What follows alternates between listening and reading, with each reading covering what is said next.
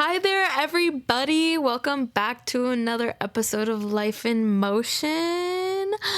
I'm your host, Grace Becker. I am a licensed mental health therapist and an enthusiast of life. And I'm so happy to have you all here with me today. It's going to be a good end of the week, y'all. I feel it. I have it in my bones. Even though I am recording this on a Sunday, I do feel that this Thursday is gonna go, it's gonna fly for you.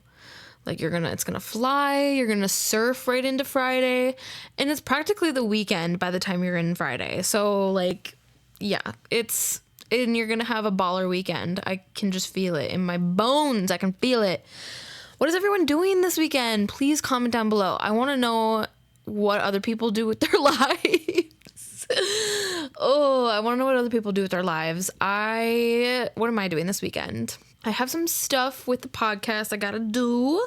Some stuff with some exciting guests and stuff. And what else? Packing probably. I always be packing. I'm always packing.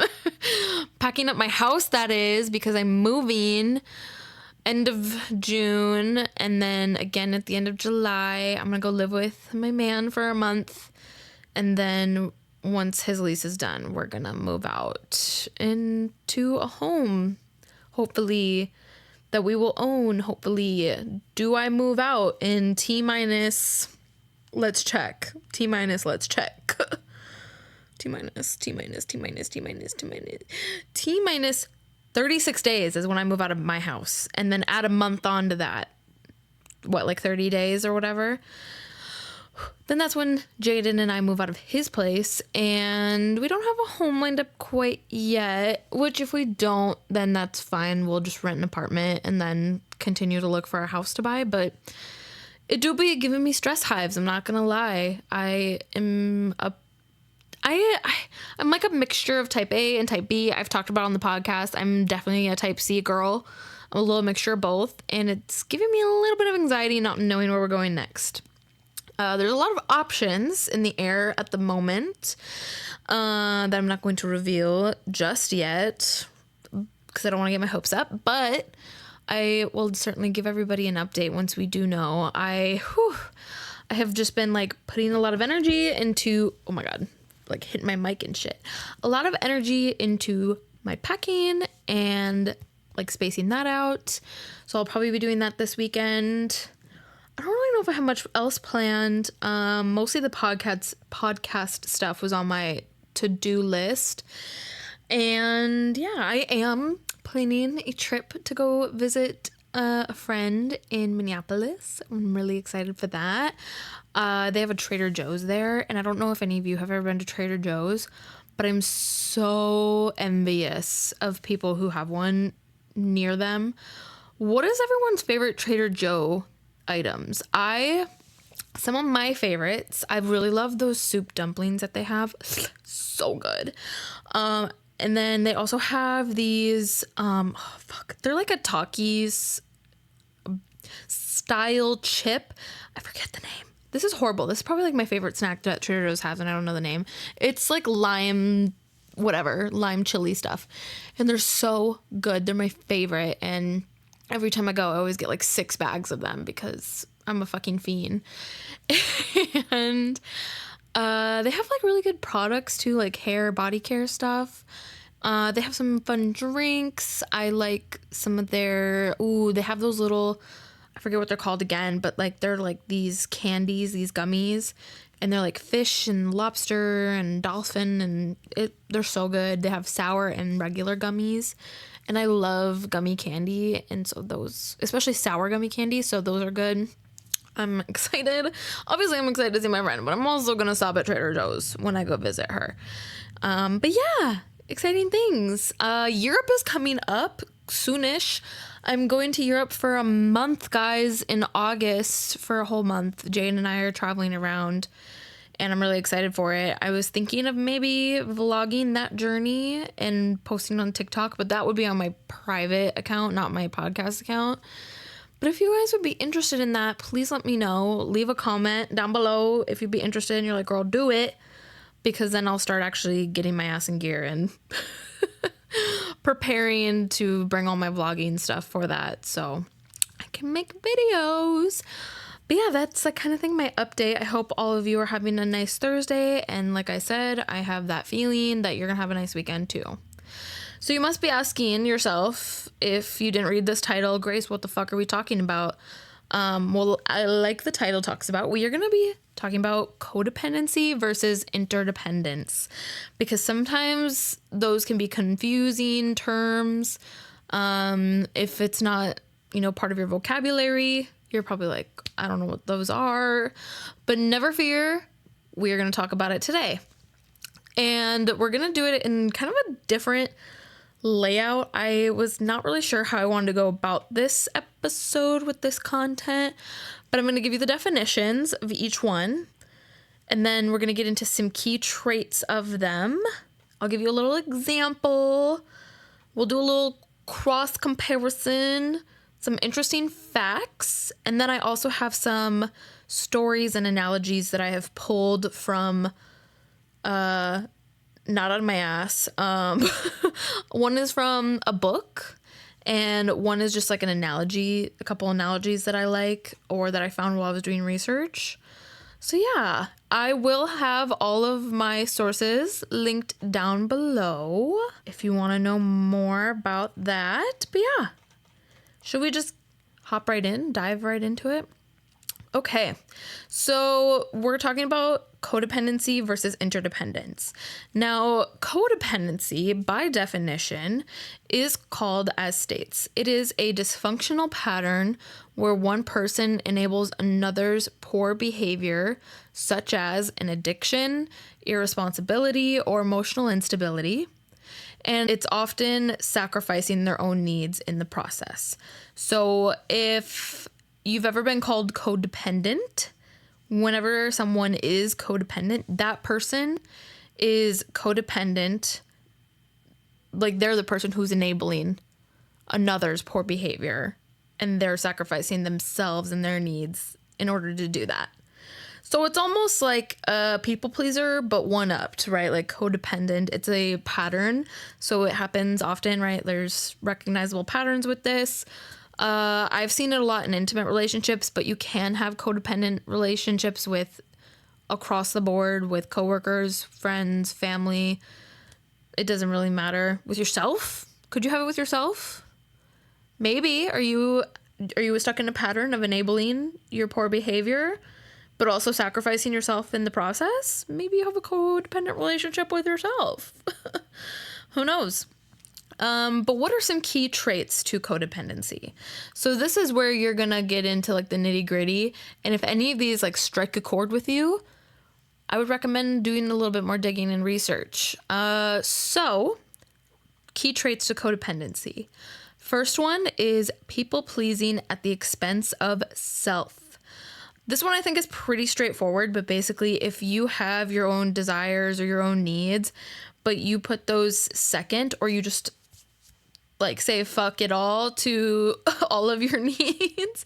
Ben, can you put sensors over my, I don't know if I can do that, but I did it.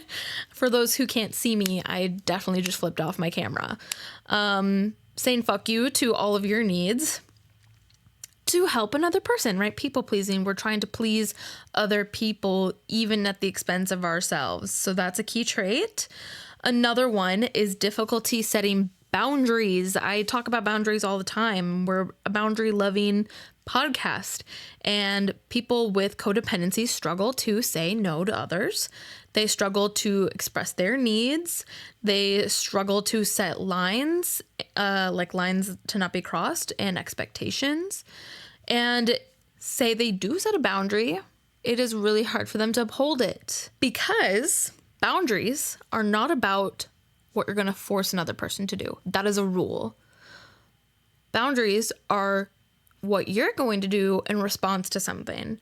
So if someone crosses your boundary, crosses that line, that then that is when, what are you going to do in response, right? So a rule is saying, hey, no running in the house, kids. That is a rule, not a boundary. Or another example of how it could be a rule is, hey, don't talk to other people. Like, don't talk to other people who are not, like if you're in a relationship and you're like, hey, don't talk to other women, don't talk to other guys who you used to hook up with, right? Like, that is a rule. Like, don't do it. A boundary, though, how in these examples is, hey, if you run in the house, I'm going to revoke iPad privileges, or you have to take on an extra chore. That's what you're going to do in response. You're going to assign another chore. You're going to take away the iPad. And the other example with the, like, don't talk to people you used to hook up with. If you talk to, right, saying it to a person, if you talk to somebody and you have a stream of communication with someone you used to hook up with, then you and I are not going to be together anymore. Like, we are breaking up. Or I am going to move out, or I am going to distance myself from you, right? Like, whatever the case may be. You get to set that boundary for yourself, but people with codependency struggle to do those things. Another key trait with codependency is sense of identity depends on others. So when you're a codependent person and you're reliant on another person and you people please, and you do this for so long, because remember, it is a pattern, you tend to lose your sense of identity, and your identity tends to mirror whatever the other person or people in your life say it is.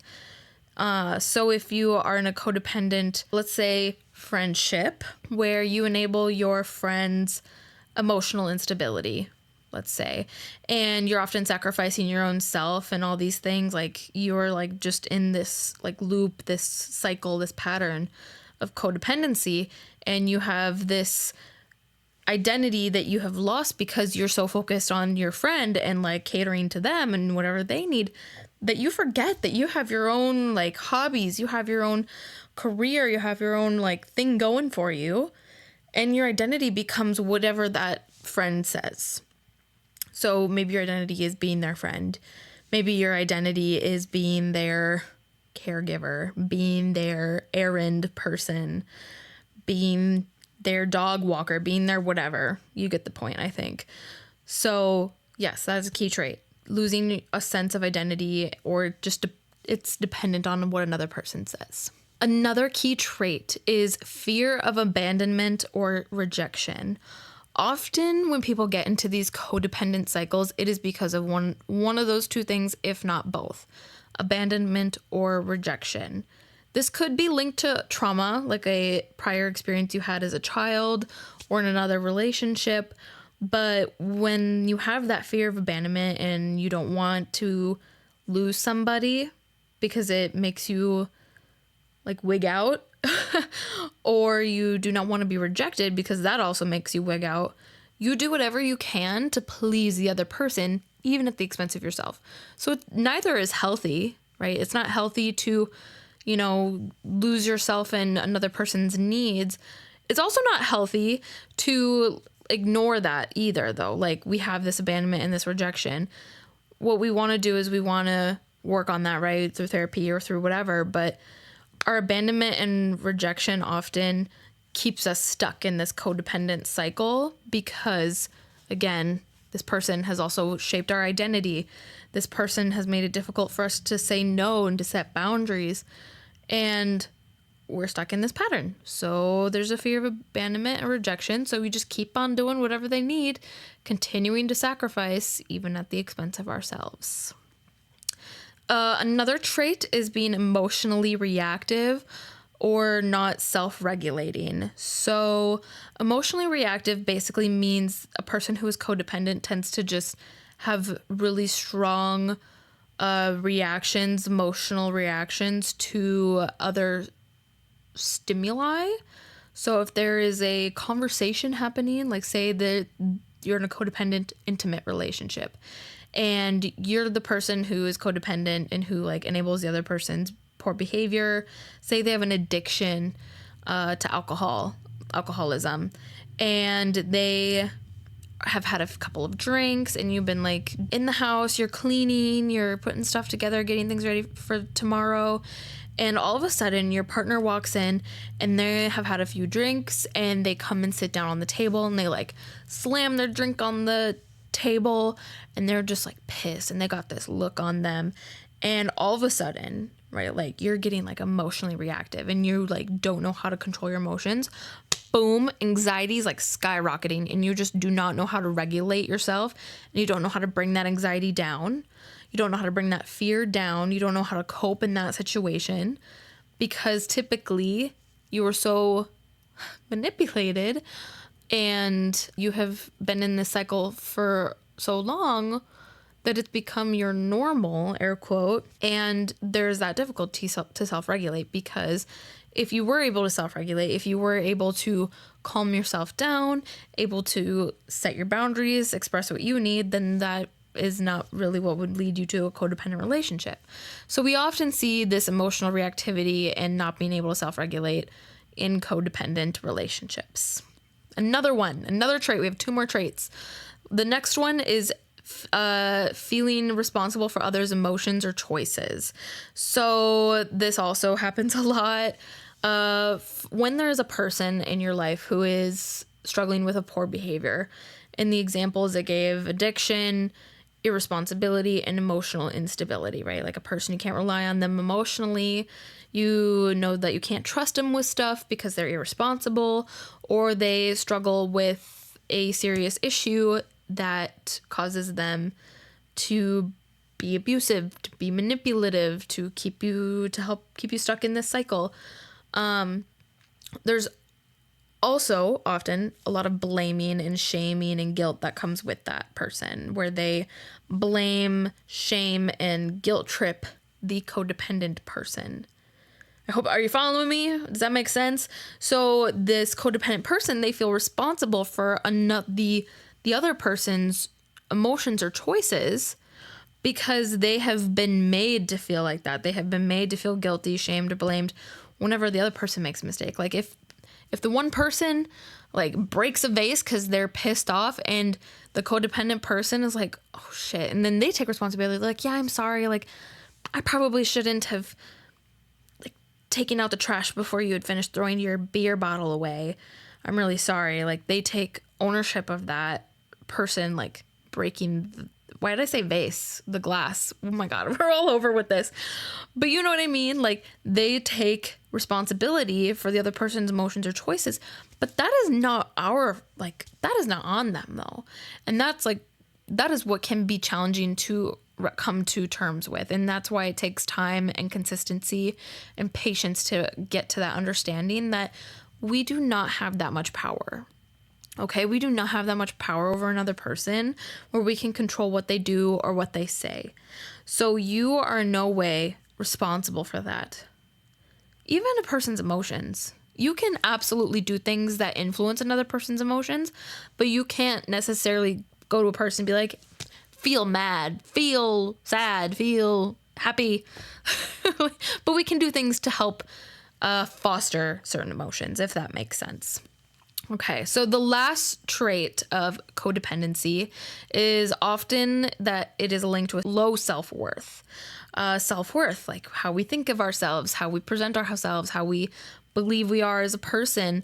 Often a person who is codependent has very low self-worth, so they do not think that they are very deserving of things, that they are deserving to have their needs respected. They do not think that their opinions or voice matters because, again, this is a pattern. And they have been stuck in this for so long, this people-pleasing cycle where they're just like, they truly believe those thoughts of like, no, my thoughts don't matter because what matters is that I enable this other person's poor behavior, and it doesn't matter if I suffer in the process, right? So those are some key traits that we will see with codependency.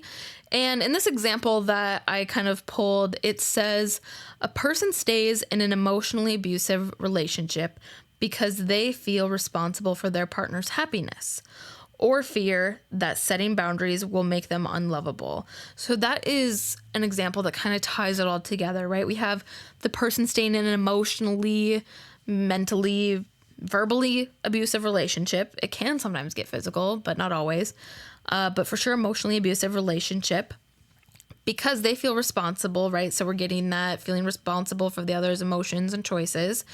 for their happiness, or they fear that setting boundaries, right, saying no, saying their needs, whatever it is, will make them unlovable. And then we get that fear of abandonment or rejection coming in again. So just kind of piecing those things all together. I'm going to grab a quick drink. For today's drink, we have more kombucha. Ooh, she's punchy.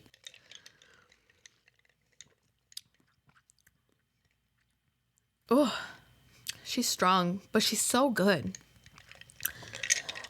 Oh, you could totally water down kombucha if it's too strong, but I just make mine with ice, and because it takes me a while to drink it anyways when I'm recording podcast episodes. So it tastes good no matter what point I drink it. One episode I went almost a full hour without drinking my kombucha, and it still tasted great. So, oh, it's so good. Okay, now let's get into interdependence. So, by definition, interdependence is a healthy relationship dynamic where both individuals maintain a strong sense of self while also relying on each other for support, connection, and mutual growth. AKA, it is a healthy fucking relationship. Hella fucking healthy. Because it also humanizes relationships to say, hey, you know what? No human is perfect. You're going to have issues come up. But as long as you are supportive to each other, support connection and mutual growth, then like you're golden, right? So interdependence, what are some key traits? So some key traits with interdependence are almost going to be the opposite of what we saw with codependency. And the first one right off the bat is healthy boundaries, right? We are able to say no. We are able to set boundaries, not rules, and follow up with them most, if not all of the time. It can sometimes be difficult to set boundaries in a interdependent relationship. However, there's a key difference between not feeling comfortable or not knowing or just refusing to set boundaries and then struggling with it to make it make sense for you and your relationship. If you're following me, if you're picking up what I'm putting down. But the main takeaway is that for interdependent relationships, the key trait, the first one, is setting healthy boundaries and having them respected. Another key trait is self-awareness and self-respect. I love that these two things are together because in an interdependent relationship, not only can you have respect for the other person and respect for yourself, but you also can have self-awareness. I have often used with people in session a chart. I call it my accountability chart. And in it, I will draw out a circle, and then I will draw out little slivers in this circle, like a pie. And I'll say, okay, like, John, you are 25% responsible in this pie chart. And then your wife, Cassandra, is 15% responsible. Fuck, I really set myself up to do math in this episode. Okay, bear with me. And then, like, your kids are, like, 20% responsible, and then the dog is, like, 10%, right? Like, I'll just go around naming people until we get to 100%. But I do this to show, like, hey, very few times, like, if ever, is there one person solely responsible in an issue? Usually there can be accountability taken from all people, all parties. And a key trait in interdependence is self-awareness, right? So being able to be self-aware to the point where you're like, yes, let me take accountability, let me take responsibility for, and that was actually another key trait, is emotional responsibility, but owning your part, owning your emotions, your behavior, and also having self-respect for yourself and self-awareness of what you need and awareness of what the other person needs. Being able to observe not only what's going on within you, but also around you is a key trait of interdependence. Another trait is mutual support, not control or rescue. So with codependency, we see one person typically coming to the rescue, trying to support one person and trying to help like control whatever factors going on. But in a interdependent relationship, it's very mutual, right? So there is the support from both ends as needed, as is appropriate, but also one person is not trying to control the other person's actions or behaviors in any other way. And they're also not trying to always come to the rescue. They're there to support, not to save, if that makes sense. Unless that is what's needed, right? Unless we go to someone, we're like, hey, I need advice or I need this help here. Trying to come in as a support, though, not necessarily a rescue. Key difference. Another key trait to this is open and respectful communication. This is very, very important because how are you going to foster healthy boundaries, self-awareness, self-respect, emotional responsibility, support for one another if there is not open and respectful communication? I talked about it a little bit in my last episode, but there are 3 things that I talked about that help foster listening to understand, not listening to respond. Because a lot of people, a lot of us will get into conversations and relationships with others where we listen to respond, right? We have our own perspective, our own opinions that we're just trying to get out there. But really what's more productive is listening to understand. And how you can do that is through 3 different things. Mirroring, which is basically summarizing what the other person was just saying. Validating, which an example would be like, it makes sense that you feel blank because blank, right? So like it makes sense that you feel frustrated, anxious, stressed, whatever, because of this situation. Then describe the situation. And then empathy. And empathy is feeling with somebody. So an example of that would be, I imagine you feel blank because of blank, right? I imagine you feel sad, frustrated, whatever, because of this, right? So we're trying to feel with them, not for them. And having that open and respectful communication is going to foster this healthy, interdependent relationship with another person. And the last key trait for this that I have on here is freedom to grow individually and together. Because not only do each person in this relationship support each other in their own individual areas, but they also work to foster their relationship together because there is the relationship. So for an example, when I get a couple come to see me for therapy, not one person is my patient, right? Like one person may be listed as the patient or the client in my chart, but the relationship, their relationship is the client. I do not pick sides. Their relationship is the client. And then I also have individuals, right? So then they are my client, right? So almost kind of relating to this, the people in a codependent, or not codependent, in an interdependent relationship can recognize, okay, these are ways that we can support ourselves in our individual needs and areas of growth. And here's how we can work together to grow together. I don't know if you see my little cat in the bottom of the corner. Y'all, this is just another reason to watch this episode because you get to see my cute cats. Norman is in the bottom, looking at the screen, bottom right corner. But, he's such a cute little baby, grooming himself. I totally just got sidetracked, everybody. I'm so sorry. It's worth it for the cat. He's a podcast cat, so. So an example of interdependence looks like this. Two partners feel secure both together and apart. They support one another's goals without sacrificing their own identity or needs. Where that was a common theme with codependency, sacrificing one's own needs to support another person. In interdependent relationships, both parties are able to find that balance, which can take time. Like, I'm not saying it's easy to do this, right? It is hard work and you have to be mindful and consistent. And it is also possible, right? So they work together and they are able to support each other individually and in their relationship without sacrificing their own identity or their needs for it. So it is possible, but like I said, it is hard work. So So that is what that is.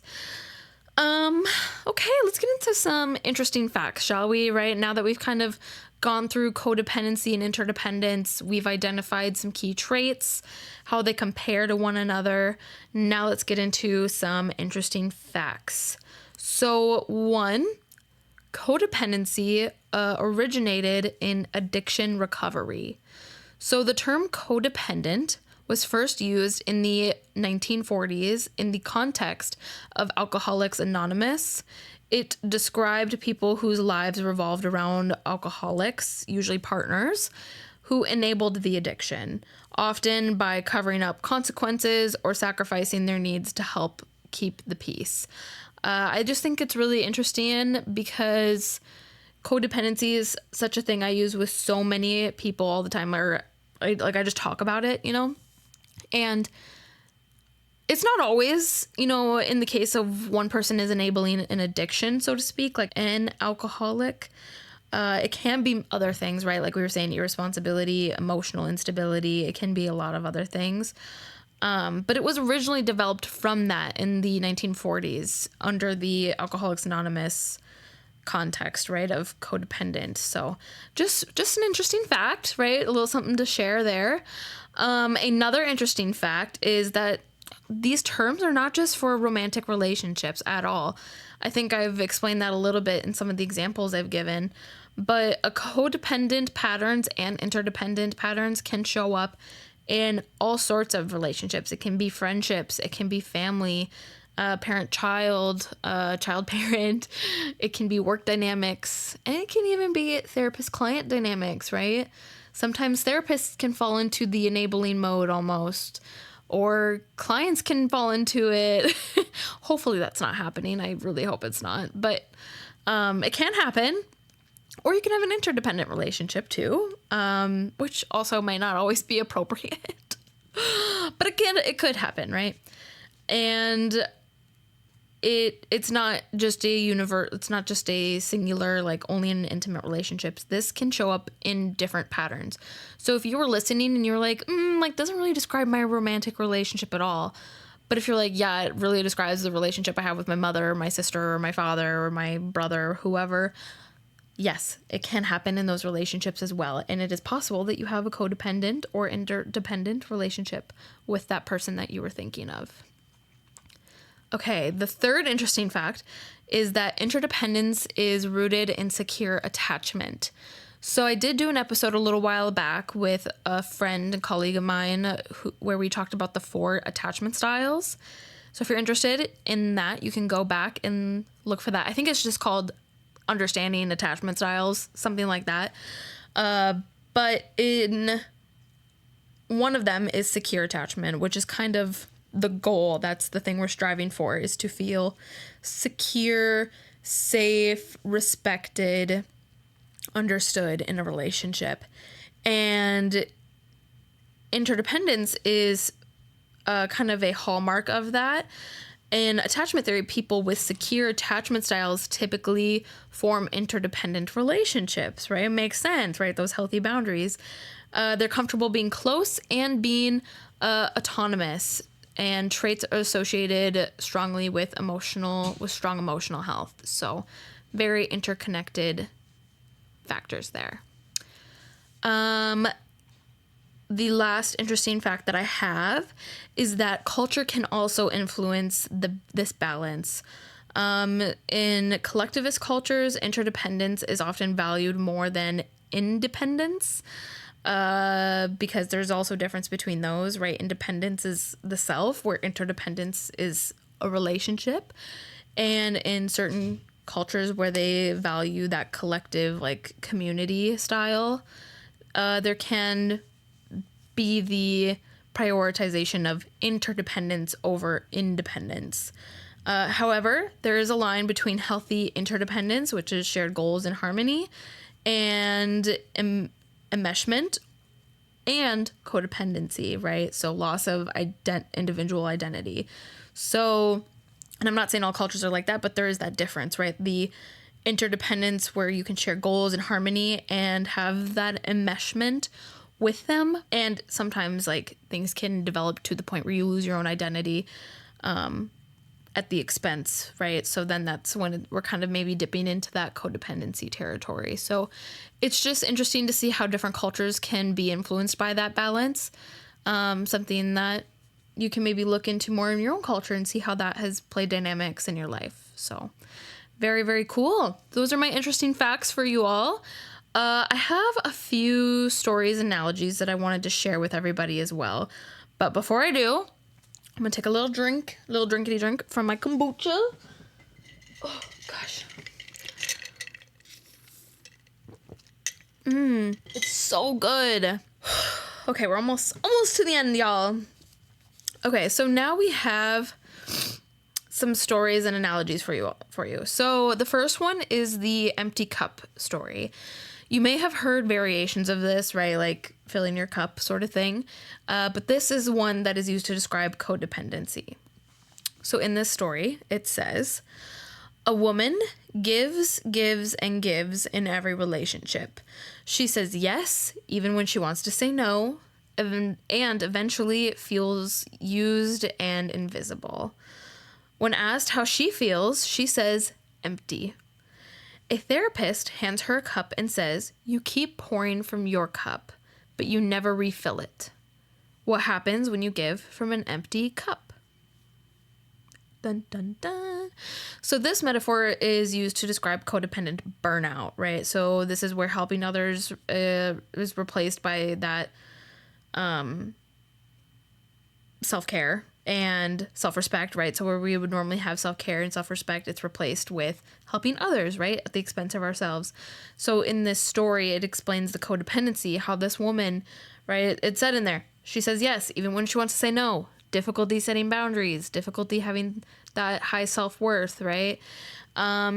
Eventually she says that she feels invisible, struggles with her own identity, sense of self. When asked how she feels, she says empty. And the therapist hands her a cup and says, you keep pouring from your cup, but you don't refill it. So they're not taking that time to really take care of themselves either. So that is an example of codependency. A good example for interdependence that I really liked is actually from Michelle Obama's book, her memoir called Becoming Michelle Obama.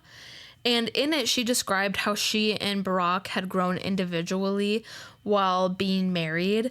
And she said how she went to therapy to stop resenting him for, quote, making her happy, end quote, and learning that happiness was her responsibility. And this perfectly examples interdependence in action. Because it shows two individuals who are committed to growth together but are not fused. And Michelle, are we on first name basis? Mrs. Obama? Oh my gosh. Michelle Obama and Barack both had their growth that they had to do individually while they were married, right? So they're focused on their individual. And she talked about how she needed to learn how to make her own self happy. She can't rely on him to make her happy, right? So kind of trying to break away from a codependent style of where codependent people tend to give to make another person happy. Not that they necessarily had that going on, but she was just saying she needed to learn how to make her own self happy, how to be there for herself and take accountability for that. So they're growing individually and together, which I just think is a beautiful example of this interdependence. Definitely go check out her book if you haven't read it. It is really good. And then finally, the meshing of the two, the both codependence and interdependence. And for this analogy, this is called the climber and the anchor. So for people who don't know, rock climbing, there is often one person who anchors to a part of the mountain or part of the wall. Sometimes they're not even climbing. Sometimes they're just at the bottom ready to help whenever, but they anchor, right? So one person can climb and then that person will anchor so the other person can climb, right? So just to kind of give you a visual, if you will. So here it goes. Imagine a mountain climber is tied to a partner with a rope. In codependency, the partner is like a dead weight, pulling the climber down, that anchor, right? Pulling them down, requiring rescue, requiring that need. But in an interdependent relationship, both climbers help each other ascend, each capable of their own but stronger together. Oh, is that beautiful? So imagine this, right? So like you have two people and they're trying to climb this mountain. And one person, like you, in a codependent relationship, it could be viewed like one person is trying to climb and the other person is, you know, trying to, it's like a dead weight, like they're carrying them, right? Pulling them down. But in an interdependent relationship, it's like, no, we're in this together. Like we're both ascending. We're both reaching that top of the mountain. You know what I mean? You know what I'm saying? So that is the climber and the anchor story, to kind of show you how you can view interdependence and codependency in both lights. So that's really what I have for everyone today. I hope you found this interesting. If you liked it, please leave a comment, leave a review. Yeah, a review. Leave 5 stars, please. Just 5 stars will be good. And then you can be on your way. But also send it to anyone if you think that they would benefit from this. Shout out to my editor, Ben. Thank you for all that you do. If you want to get a hold of me, all my socials are going to be linked down in my show notes. I upload a podcast every Thursday, so please stay tuned in to hear all about life in motion. But until next week, embrace the chaos and find the beauty. Bye!